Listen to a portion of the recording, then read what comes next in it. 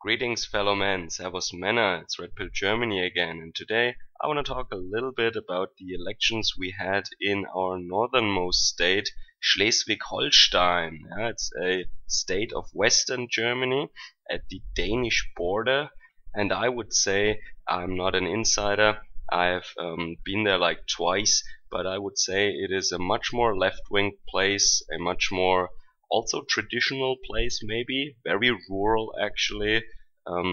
Hamburg is a city-state that is its own state.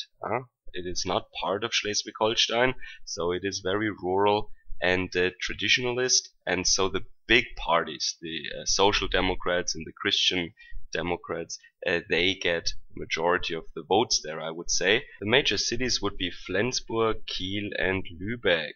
So up until now, we had a governor from the Social Democratic Party in this state, and recently they actually were doing quite well in the polls, because when the new candidate of the Social Democrat Party for the race for the chancellor seat in this year's autumn was announced, overall in the German Federation, I would say the Social Democrats got a little boost in the polls.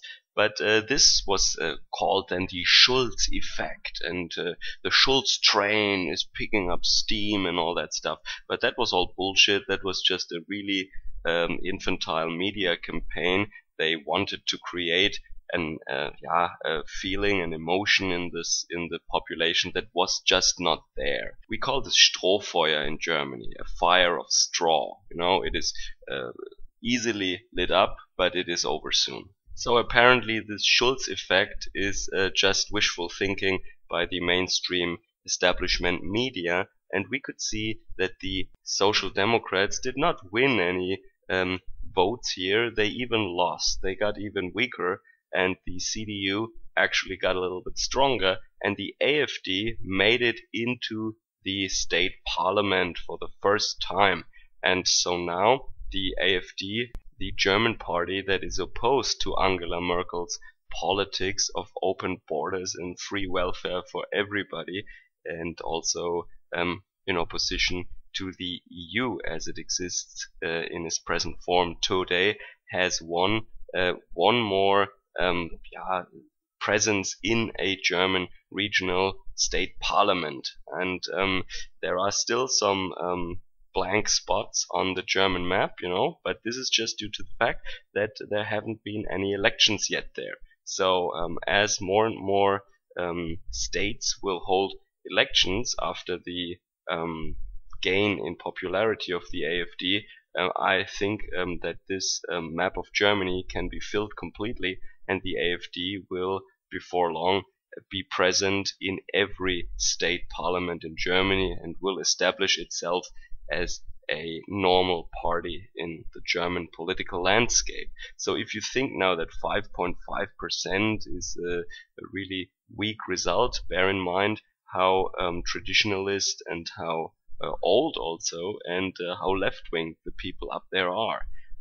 Also, there is a 5% bar or hurdle. We call it 5% Hürde. So that means a party that has less than 5% of the votes will not be in parliament. There was an exception though. There is a Danish-speaking minority in Schleswig-Holstein, and they have a party also, and they gain 3% of the votes, but they're exempt from this 5% bar, because that is the minority status that they have. This is minority protection in Schleswig-Holstein. But for all the other parties, there is this 5% bar. For example, the Communist Party, Die Linke, they did not make that.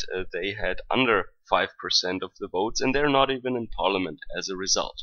Now, another peculiar fact is that I read that in this election, this Sunday in Schleswig-Holstein, people from the age of 16 were already able to vote. So this is an obvious policy by the left to have more votes for leftist parties, because we all know that teenagers or young people, they don't pay taxes yet, they don't work yet, so they have their only concern is basically their sexual freedom or their personal liberties as teenagers to party and do whatever the hell they like, and they're recipients of transferred income by definition, I would say, because they cannot work, or most of them don't work. I mean, if they are an apprentice already, they would already have money, but well, most of 16-year-olds, I would say, will still live with their parents or will be somehow dependent on other people's income. So we all know the saying, if you are not a communist with 16, you have no heart, and if you're still a communist by whatever, choose your age, like 30, 40, 50, whatever, then you have no brain, right? So young people tend to think much more leftist because of their economic situation. And then once you see how much taxes you pay on your first paycheck when you have a real job, then you start thinking differently, right?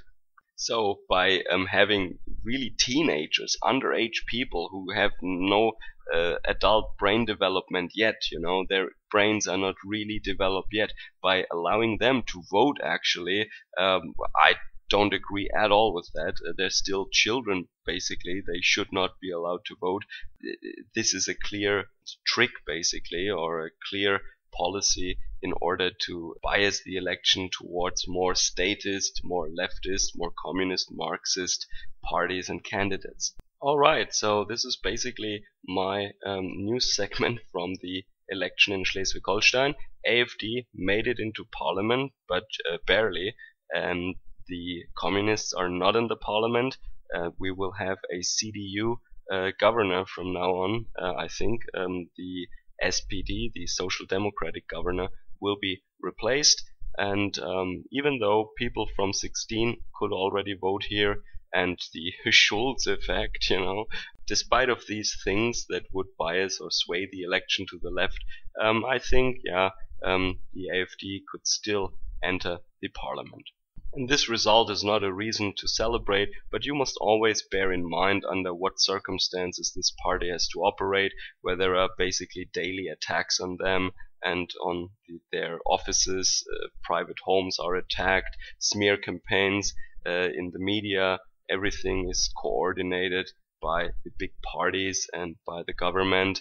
The media is in bed with them, and this is, well, not really an even level playing field, I would say. So sooner or later the AfD will be in every German state parliament, and then they can use this presence in the parliament in order to pressure our politicians, in order to direct public attention to certain issues, and to expose the establishment wherever they can. I think they cannot win the election. They can only be a nuisance and basically shedding light on some things that the establishment does not want the public to know or see. So, and now I will see how things are going in France. Enjoy the rest of your day. Servus, Kameraden.